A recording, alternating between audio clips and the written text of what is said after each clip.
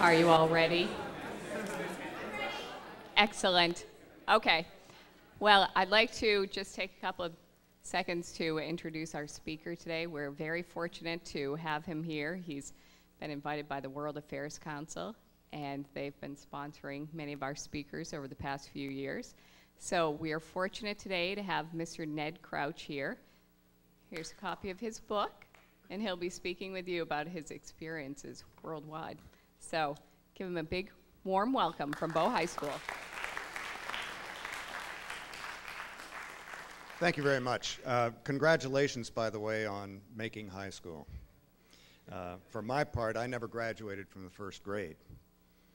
Here's what happened. I was sitting in my first grade classroom. It was April, and this is going to shock you, 1948. So now you know how old I am. Goes back a long way, yeah. And I'm still alive. It was April, and I was in Bogota, Colombia. And there was a small demonstration going on downtown. And somebody slipped up behind a liberal leader and assassinated him. And it started a revolution that lasted 10 years and killed 400,000 people. Now, needless to say, I didn't complete the first grade. My father was in the embassy at the time that was set on fire. And when he got out of the embassy and they got me out of school from way out in left field, we all headed for the basement of our house and we hid there until the first of it blew over. And that was my introduction to school. Next thing that happened to me was I went to France. And in France, I learned how to be a snob. I spent 5 years living in France and really enjoyed it a great deal, know all about French food. And I've done a lot of work with France since then. And I came back to this country, and I made the awful mistake one day of pronouncing buffet. And boy, I thought the kids were going to kill me. So I had to learn how to be an American all over again. And just when I learned how to be an American, they sent me to Spain. Now in Spain, I went to school, and they marched, I was just about your age, and they used to march me and my school chums out into the back lot, and we had to give a fascist salute to Generalissimo Franco, like this. Well, I was an American. I wasn't about to do that. So I'd stand there at attention without giving the fascist salute, because as I say, I wasn't going to do that. But then it was a school that was run by the Franciscan brothers, and we were supposed to kiss their hand, and I wasn't going to do that. So here's what I invented. I invented a concept called the immaculate kiss. Now here's how it works. I'm going to use you as a beginning thing. Come on. Okay, now look like a priest. That's it, priest. Okay, now hold your hand out like this. Okay, this is how I would do it. Buenos días, hermano.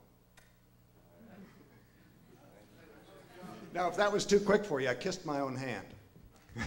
Anyway, I went on from there, went to school at Georgetown University School of Foreign Service, and then to Mexico, where I graduated from the university, and then I went into a corporate career, and I did business for 32 years without having to kiss any, without having to kiss any hands. Okay, so basically, I get now to the purpose of my book. The book is called Mexicans and Americans Cracking the Cultural Code. What's happened with me over the years, with my growing up experiences in the Foreign Service and my 30-some years doing international business, was that I saw a lot of people making the same mistakes over and over again. We go to foreign countries and we make false assumptions based on the way things are in the United States. And I think we need a way to understand other cultures, because as we begin to do international relations, as we study foreign affairs and things of that nature, we have to understand just how differently the world operates from the way we operate. One way to view culture is as an iceberg. Now, an iceberg, as you know, you can only see the top 10%, and the biggest part of the iceberg, 90% of it, is under the water. And culture is that way too. What happens is we're sitting on the top of the iceberg, and many of us are totally unaware of what's really happening underneath the surface. What are some of the factors that are driving our behavior? We go to another country and we jump from the top of our iceberg over to the top of their iceberg, and we expect things to be like the top of our iceberg, and it's not, because they've got an entirely different set of principles operating underneath the surface in their culture. And so that's where we make false assumptions about other people's cultures and where we begin to make mistakes. And mistakes like that and false assumptions lead to negative stereotypes. We think that the French are snobs, and they're not. We think the French are rude, and they're not. Most people in foreign countries think that Americans are shallow in all business. Now, do you think that's right? Yeah, you do. Okay. Well, I'll get into that. I'll talk about that a little bit. And most people think that Mexicans are lazy. Do you believe that? No. Yeah, no, not really. How many? Let me see a show of hands. How many of you were born in a country other than the United States? A couple. How many of you have spent more than 3 weeks in another country? Oh, quite a few more. How many of? Sorry. What countries? Let's hear some countries. Ecuador. Costa Rica. Germany. Canada. Korea. Wonderful, wonderful. Okay. France. All right. Denmark. Israel. Brazil. Hey. Okay, very good. Okay, I'm glad to hear that. I'm sure that when you travel from one country to another, you understand what I mean. You get someplace else and some things just don't make sense to you. Okay, I have discovered, with the help of cultural anthropologists, that there are 3 factors operating under the surface that are very, very different from the way Anglo-Saxons, that's us, see the world. One is the sense of time. We have a very different sense of time from a lot of the world. The second is a sense of space, and I'll get into that. And the third is the construction and use of language. Now, these are 3 ciphers that if you understand them, they will help you unlock the code of what makes people tick in different cultures. Let me talk about time quickly. There are basically 2 views of time in the world. If I were to end time, you know, we don't sit around and talk about the stuff of time. You know, what does time mean? What is he talking about time? But if I were to say to you that time is like an arrow coursing toward that target over there, you'd probably say, yeah, time is like an arrow. And it's going toward a target. That's time. It's linear. And if time is an arrow going toward a target, then it's appropriate to divide the course of that arrow into little increments that we call minutes and seconds and hours. But everybody doesn't see time that way. Mexicans, for example, and a great many people in the world, see time more as, well, again, okay, they don't sit around and talk about it either. But if I said to a Mexican, you know, time is kind of like a coil spring. Say, well, what do you mean? Well, it has a direction to it. On the other hand, it goes around and around and around and around. And there's a certain sameness to time. And furthermore, time is subject to the outside pushes and pulls of daily life. Yes, that's what time is. That is what time is to a Mexican. Now, here's how it works in daily life. You get into line at an airport to go to a foreign country, and here's an American in line, and he looks up ahead at his target, which is the ticket agent, and there are 30 people in the way. That's 30 people preventing him from getting to his target. And already before the trip has even started, Americans starting to get nervous and agitated. The Mexican doesn't see things like that at all. The Mexican says, well, now it's time to wait in line. Remember the coil spring. And I'm subject to the outside pressures, the pulls and pushes. And so right now it's time to wait. It's time to be patient. When the plane takes off, then we'll go fast. A very different orientation about time. We tend to look at the lack of urgency in the Mexicans and say, they don't seem to care whether they get there or not. That's not true. They care very much about time. We make a mistake when we say time is money. And they say, yes, time is money. But why do they say time is money? Why do they agree with us? Just because they're very agreeable people, that's all. It's not that they really believe it. The Mexicans would tell you, after they get to know you better, they'd say, you know, time is really a very poor substitute for money. The amount of money each of us might have can vary greatly in our lifetime. But how much time we have is a given subject. So yes, I value time very much, the Mexican says.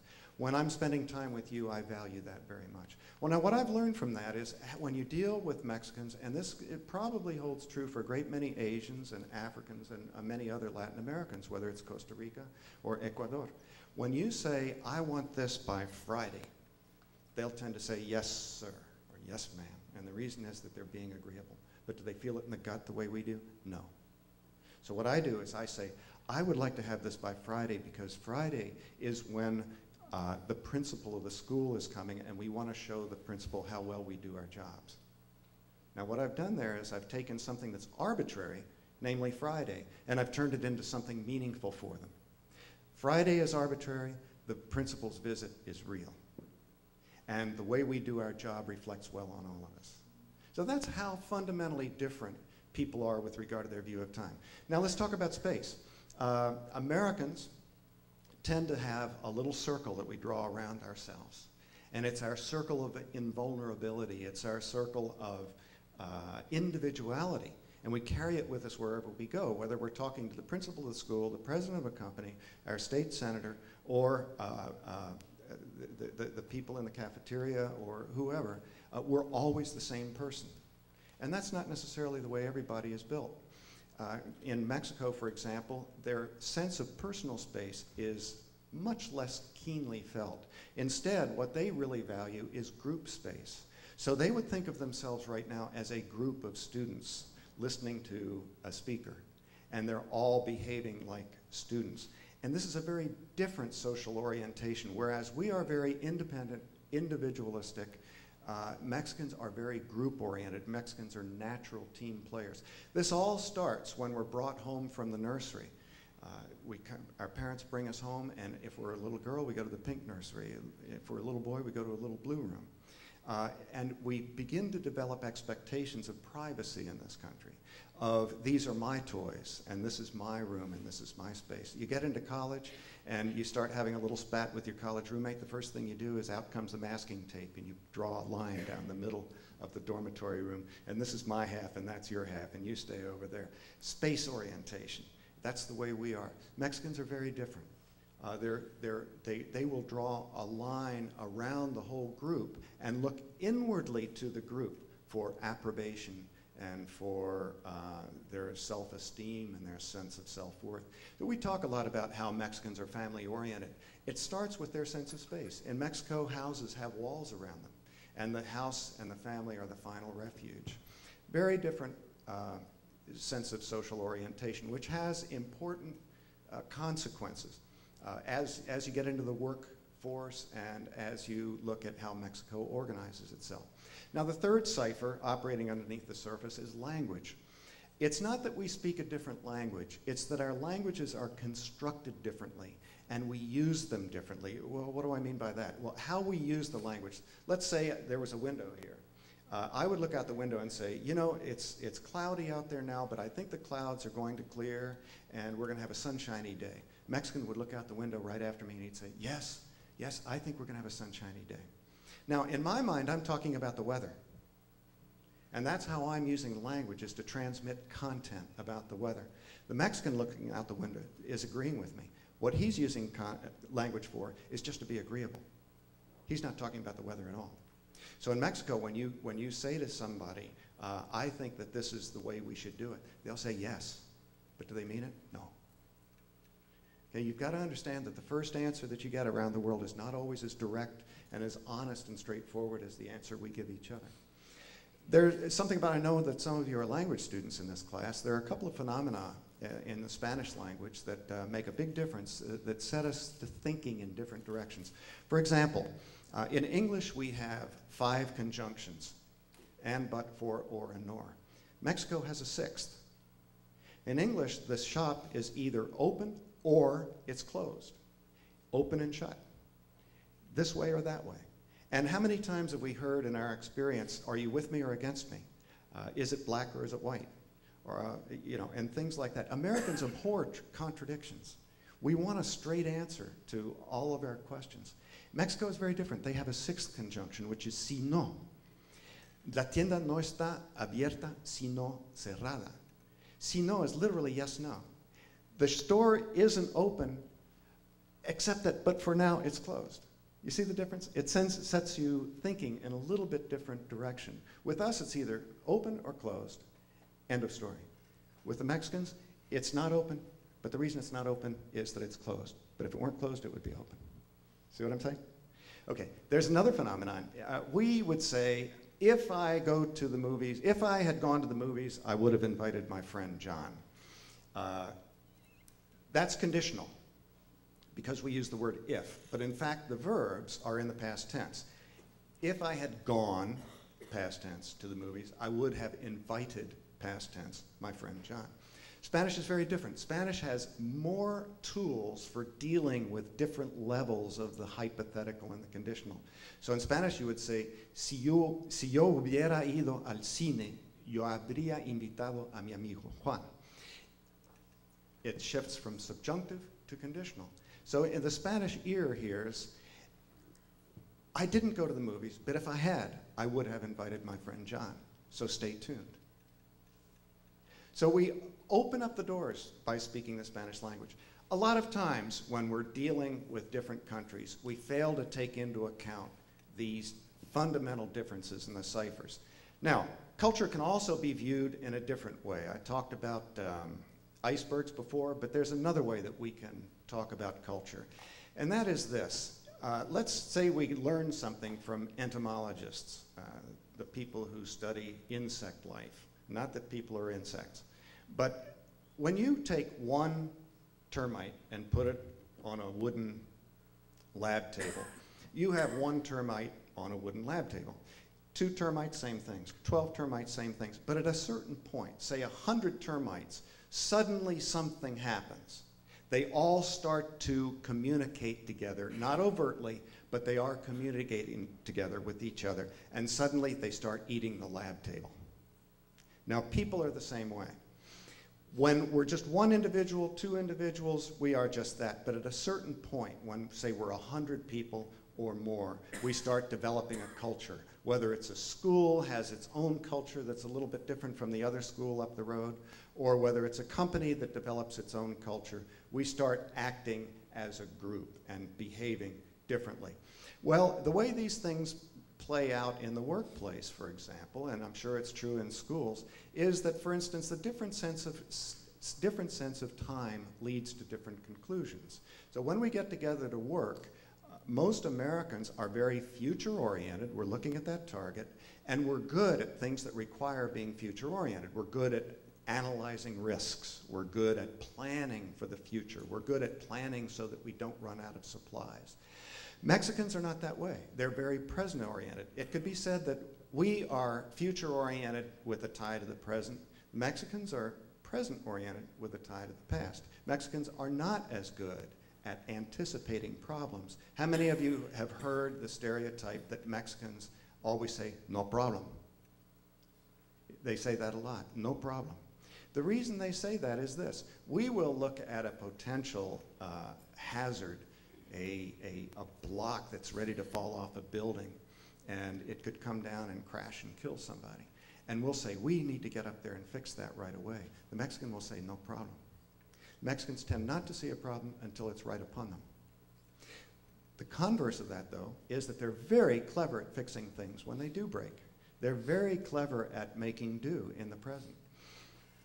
These are some of the things that we begin to learn about Mexicans. There's another aspect of their language that's very important, and it's hierarchical. As you know, in Spanish, there's usted and tú, the formal and the informal. It's the same as in French, vous and tu, and in most of the Romance languages. There's a hierarchy built into the language that we don't have. Our English language is so egalitarian, and the Mexicans feel very comfortable with the hierarchy. The hierarchy shouldn't be related necessarily to a military hierarchy. It's more like a family hierarchy, but they're very hierarchical minded. If the president of a company is in the room, nobody will speak until the president speaks and asks them to speak. And it's not like that in the United States. We all feel free to speak up anytime we want to. But when we go overseas, we have to learn that when we go to meet with them in a meeting, first of all, we're entering their group space, and we have to behave accordingly. And secondly, we have to respect the hierarchies that we see. Well, these are some of the things that we encounter when we get into the workforce. But there's a third way of understanding culture, and that is that at the end of the day, we've had a lot of history, a lot of experiences. We have these cultural factors operating underneath the surface. And now we're ready to take a look at how, say, Mexico or any other country organizes itself on a mass cultural level to assure their best economic well-being and political well-being. And what we find is very interesting. When we go to Mexico and we wonder why these people can't govern themselves and why the president is all powerful and so on and so forth, it's helpful to understand through cultural analysis what's really going on underneath the surface. We go to Mexico and the Mexicans, to be pleasant, say, you know, our government is organized exactly like yours. We have 3 branches of government, just like you. We have the administrative, we have the legislative, and we have the judicial, just like the United States. But now we know that they can play tricks with hierarchy. The best way to see the Mexican government is you take these 3 blocks and you stack them one on top of the other. That's the true organization chart. The executive branch is without a doubt the strongest branch of government in Mexico, followed by the legislative, which is gaining in power, and the judicial, which has virtually no power, even today. This is a very different orientation. The Mexicans understand that you go to the top person to get redress or to get your needs met. And that's the chief, the Indian chief, the cacique, my uncle the cacique. That is what they understand, this family hierarchy. In the United States, we lobby at Congress, at the congressional level. In Mexico, you lobby with the president.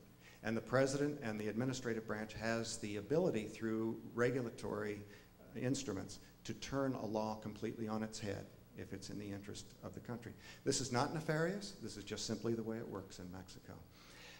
We understand, too, now that the group orientation in Mexico is so strong that when it comes to how they organize their economic system, that there are a lot of different things working, too. They're not individualists like us. They're not entrepreneurs in the sense that we are. Rather, what they do is they work in groups. And it'll start on the family level. And several families in a village will roll up into a larger group.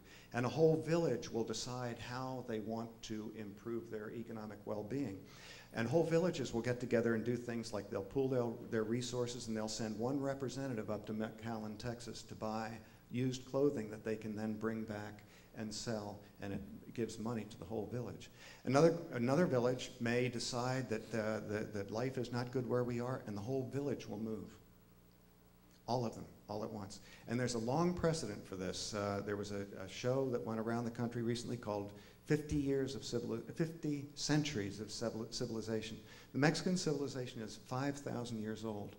And like the wandering tribes of Israel, the tribes of Mesoamerica, or Mexico, traveled for years too. They wandered in search of a better life.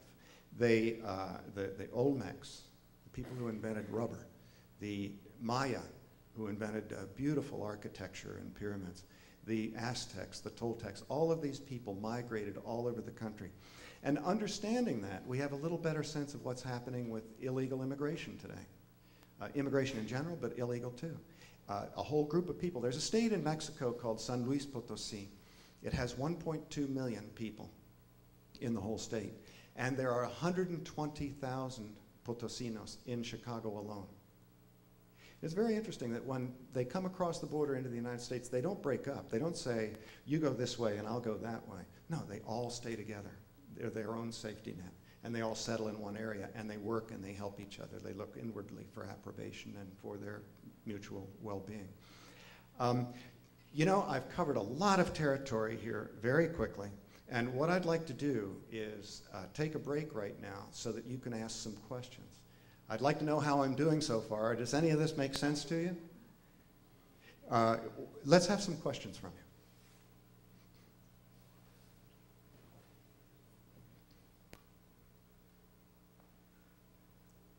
Okay. What's your favorite place to live? My favorite place to live? I have to say the United States. I'm an American. Having lived all over the world, I do feel comfortable on the tip of my own iceberg. It's what I know best. But I tell you, I love Mexico. There's some beautiful areas in Mexico. Mexico is very interesting from an economic point of view. There are a couple of things that you need to realize. You'd think going south, that far south, things would be really blisteringly hot all the time. But in fact,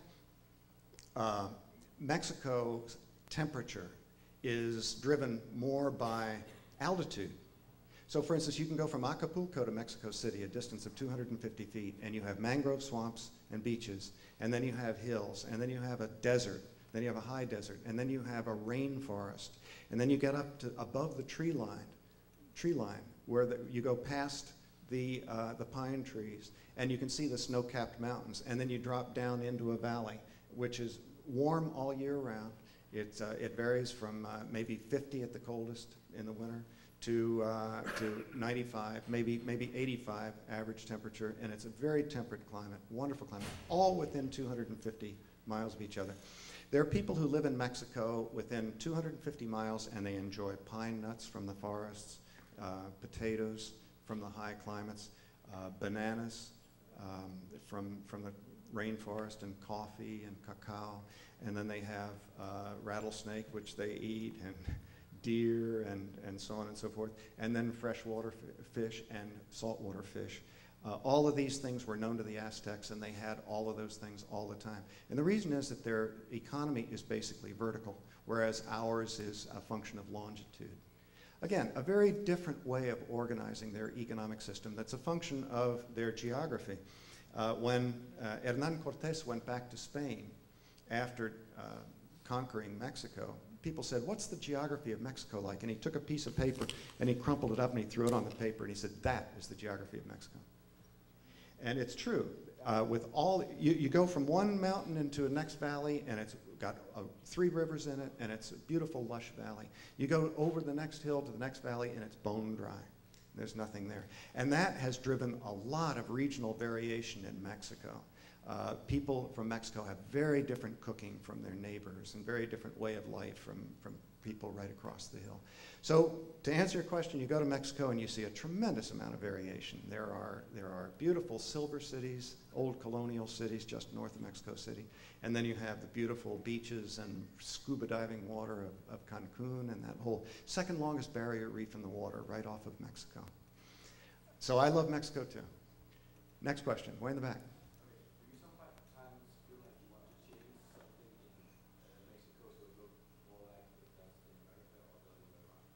No, I think that, I'm glad you asked that question, because I think that I wouldn't want this opportunity to get by without saying that the way Mexicans and Americans learn to live and work together is going to be the most important economic and social event of the 21st century. And I think that we have to learn how to work and live together. And that means that we need to make some accommodations, and the Mexicans need to make some accommodations. Mexicans need to learn that when we ball up our fists and knit our brows and say, "I want that by Friday," that we don't mean to kill them. Because that's what they automatically understand. They don't speak that way to each other. They never speak in declarations. In Mexico, when the general goes to the president and says, "Señor Presidente, I just want you to know that me and my men, we are ready to die for our country." That's a declaration of war, and it means the president better pack his bags. That's how they use direct language there. We need to learn that they're very indirect. We need to learn how to understand what they're really saying. We could learn a lot from the Mexicans. We could learn a lot about their persistence, about their patience. So I would hope that Americans could learn from the Mexicans. The Mexicans, we are barely over 200 years old in this country. And we've had it very easy from the Mexican point of view. We landed on this continent that's full of coal, oil, water, wood, wildlife, everything in the world. And we ended up on this continent with the wind at our backs. The people in England had already fought and shed blood over the separation of church and state, something which we take for granted. Had already fought and died to have taxation without representation, something that we just had to remind them of during our revolution. But we owe a lot in American history to what was learned in British history over hundreds of years before that. The Mexicans, by contrast, are 5,000 years old. A lot of people think they go to Mexico and they scratch the surface and there's a Spaniard underneath. No, you scratch the surface and there's an Aztec underneath. And they're very different from the Spanish, and they're very different from us. The Mexicans have 5,000 years of history that includes conquest by the Spanish, 500 years of colonialism and a national period. and yet there are still Aztecs underneath. We can learn a lot from the Mexicans about how to be persistent and how to get along with the rest of the world. We tend to be a little bit brash sometimes. We tend to tell. We tend to preach when we should teach, and we tend to teach when we should learn. Somebody mentioned before that they agreed that perhaps we were a little bit correctly stereotyped as being shallow and all business. Well, here's one reason why. Nobody else in the world does things like I said we use content. We want to use our language to transmit content, right? But there's one big exception, and that is when we're breaking the ice. We take exactly the opposite tone. We say stuff with absolutely no content. We'll say, gee, I hope it doesn't rain on your parade. What the heck does that mean? You know? We'll say things like, hey, how about them Tigers? You know, how about them Patriots? You know? What does that have to do with business? Absolutely nothing. It's the non-content of talking about sports that breaks the ice with Americans, and it lets us know that we're all singing from the same hymnal, we all think the same way, we have no ulterior motives. And so now that we've established that, let's get down to business. Now, once we get down to business, okay, who called this meeting? Let's get to the bottom line. What's the point? All these direct statements. And that's why people tend to see us as being rather shallow, which we're not, and all business, which we're not either. But that's the perception. That's the perception. I think that one of the things that we could learn from the Mexicans is how to learn how to develop relationships. When a Mexican starts to talk to you and starts to agree with you, what they're doing is they're slowly taking one twig at a time, one little connection at a time, and building a raft upon which both of you can float out onto deeper cultural waters. We could learn a lot from the Mexicans. Another question in the back. Do you think that Mexicans need to bring the positive or negative virtue? Would you say that a little louder, please? Do you think that Mexicans always feeling like they have to agree with the positive or negative virtue? The fact that they feel that they always have to agree with this, whether that's positive or negative? Well, I think basically it's positive in the sense that they're trying to build a relationship with us. They're trying to be nice, trying to be pleasant, because that's the bien educado thing to do. That's the well-educated, the proper thing to do. The mistake is made when we take them literally. We say, gee, it looks like that it's going to be a sunny day, and here we are in Mexico, and the Mexicans say, oh yes, it's going to be a sunny day. We go out in the field and we get drenched because it rains. Then we find out that it always rains at midday in this region. And we come back in and we're angry with the Mexican. But you said it wouldn't rain. I don't know if it's going to rain. You know? So we tend to get ourselves in a box this way because we believe them. So what we should do with Mexicans is say, just to pick an example, Charlie, is your football uniform okay? The Mexican would say, oh, see, yeah, it's fine. Well, you know, the pants look a little tight. It looks like it's making your eyes bulge out, and it looks like you're going to have a heart attack.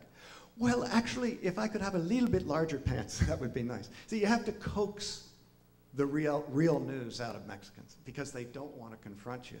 They don't want to set up a situation which would be conceived as negative in your view, okay? So I see it as basically well-intended, at least, but sometimes it leads to these consequences, unintended consequences, where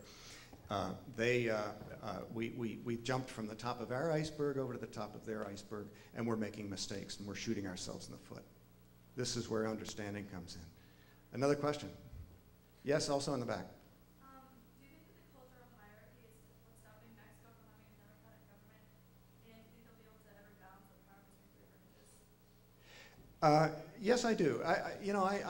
I believe that Mexico was a little more democratic than people give it credit for before the Fox administration, and that the President Fox has the hierarchy thing to deal with, which will probably survive his presidency. So the bad news is that things won't happen quickly in Mexico. The good news is that things weren't that bad before. Now let me tell you what I mean. A lot of people say, well, Mexico was a dictatorship. Mexicans themselves would disagree with that. Mexico, as one pundit said, has democracy 364 days a year. And that other day was election day. And they were famous for their shenanigans on election day. There's no question about that. But Mexicans were always free to go where they wanted to and do what they wanted to do. They basically had freedom. They did not have good democratic courts. They could not count on the judicial system to protect their interests. They would go to the president to get redress, and it wasn't always possible to see the president. Or they would go to the union chief, or they would go to the governor of the state and things like that. That's not the best system. Right now, Mexico is undergoing judicial reform, and the idea would be to make the judiciary independent and more dependent on the law and less dependent on outside social influences. That will happen, but it's going to be a long time coming. So Mexico had a lot of freedoms. I can compare it to Colombia. There's an interior ministry in all Latin American countries. In the interior ministry in Colombia, when I was living there, they told you where you could go and what job you could have. That was just the beginning of the bad news. The bad news continued when you found out that if you were on the street and you didn't have a permit to get from here to there, they could arrest you and throw you in jail. That was never true in Mexico. Not only are you free to go, but transportation is cheap in Mexico. So Mexico was free and is free. Mexicans will tell you they're very proud of the fact that during the 72 years of the PRI domination, they never had an assassination, they never had a military coup, which was so common in Latin America at the time, and that their people were basically free and they prospered. Today, Mexico has the largest middle class of any Latin American country, not only empirically, but also per capita. So Mexico has done a pretty good job over the years, despite what are some obvious tip of the iceberg type political things that we don't particularly like from this point of view. Does that answer your question? Okay, another question. Great questions. Yes? Do you think that stereotypes that exist between different countries exist because of an ongoing cultural difference or isolated events? Well, I suppose there could be isolated events, certainly, but I do think that it tends to be this phenomenon that I'm talking about where people from, you know, when I talk about Americans don't really understand the 90% that's operating under the surface, that's true of every other culture. Every other culture is like swimming in its own fishbowl. They're totally unaware that they are in a fishbowl, that it is their water and nobody else's water. But suddenly they go to another fishbowl and things are very, very different. Okay? And that's what happens with us. It's what happens with the Mexicans when they come here. It's what happens with people from India when they go to England. It's what happens anytime people go from one culture to another. It's that you haven't understood what's fundamentally motivating people under the surface. And then you have to come up with excuses why these people can't do things the way you do it. Well, they simply can't govern themselves. Or they must be lazy. Or they must be shallow. And that's where the stereotypes come from. So I see it more toward the underlying things. But there are always individual events and things that trigger either new stereotypes or confirming old stereotypes. And I was just talking this morning with Mr. Adams about something that happened.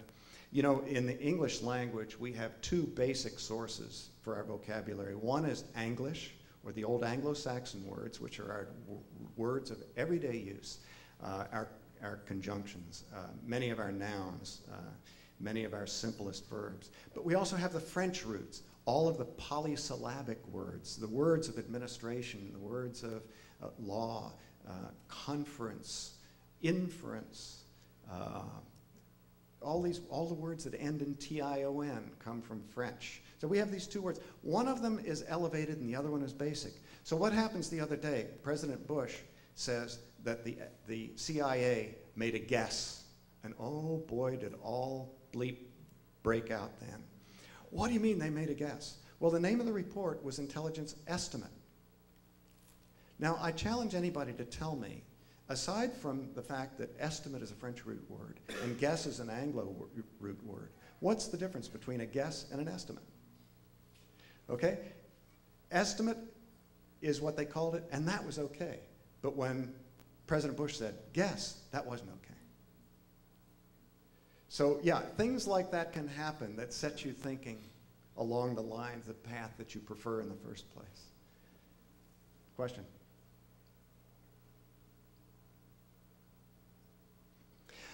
Let me talk a little bit about the Mexican intellectual makeup. As I mentioned, the Mexicans are have a 5,000-year history. As an archaeologist and a anthropologist myself, I'm fond of telling that the Aztecs were very self-referential people. Now here's what that means.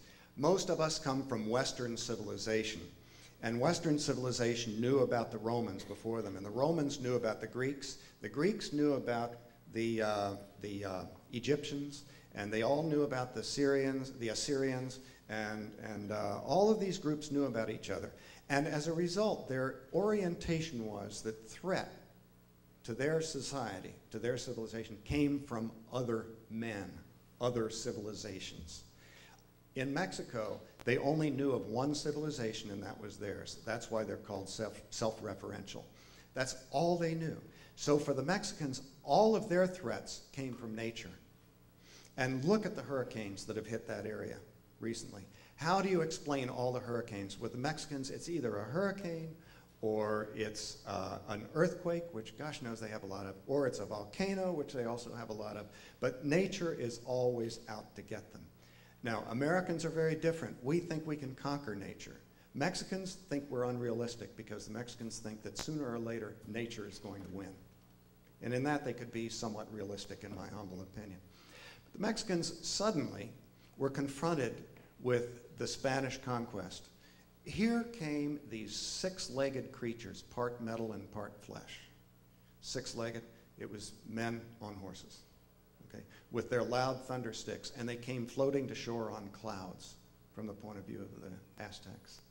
And suddenly their entire world was shaken. It was as though we were sitting here in this auditorium today and suddenly the Martians landed. That's how big an impact was for them. Well, they adapted. They had to adapt. Not only were they conquered militarily, but within one generation, 80% of the population had been wiped out by smallpox. A tremendous upheaval that they've suffered, in addition to all the natural upheavals. Well, the Mexicans have always had a little bit of an identity crisis as a result of that. They don't know if they're Aztec or Spanish.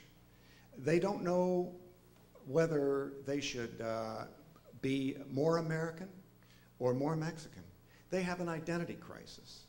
They don't know if these people who invaded them must be gods because they're not us. So where does that leave us? Well, from that point on, the Mexicans have developed an ability to understand that there are many levels of reality. There are many different kinds of reality. There's the here and now, and you can't argue with that. But there's also the Spanish reality. There's the European reality. And now there's the American reality. So when you say it looks like rain, and they say, yes, it looks like rain, that fits very nicely with their other view of reality. If it looks like it's going to rain to you, that's good enough for them. And if you can have two different kinds of reality, in other words, the Aztec and the Spanish, why not more? And this is why the Mexicans love magical realism in their literature. Now, magical realism is not about a lot of our literature, like where there are dragons, which don't exist. There are magicians like Merlin who don't exist. Magical realism is more about symbols like flowers and fire that do exist, but that the fire doesn't burn them. If you're familiar with like Water for Chocolate, have you heard of that movie and the novel? Water for Chocolate, when you're making hot chocolate, you bring water to a seethe, but not a boil. And people are like that too with their passions and their emotions. They're operating just underneath the surface. And the Mexicans see that as representing their views extremely well. That's how they see life. Whether you're talking to a Mexican author or to the taxi driver in the street. He's going to reflect that same attitude. And I'd like to read to you a few words here out of the book. Like the writer, the taxi driver spends long hours at his window on the world. Some days he is a common man, the provider, the realist. At other times, when the choke of the street is overwhelming, he is a philosopher, treating impertinent questions from the American in the back seat as a call to lofty discourse. He seems to be saying, where would you have us go to escape? We are stuck with our past. Anything can and probably will happen to us in the future. But would you have us dwell on the fire and blood, live in perpetual defeat, be realists who have no place to go but to hell? That is a cruel and negative view. No good would ever come of it. We live in a world we did not create, but in this world we can live on our own terms, in our own locale. It is real, but reality is complicated by contradictions that neither science nor religion can explain. Yet in this we find nothing unusual, and what's more, there will always be another day. That's the Mexican mentality. Do we have any more questions?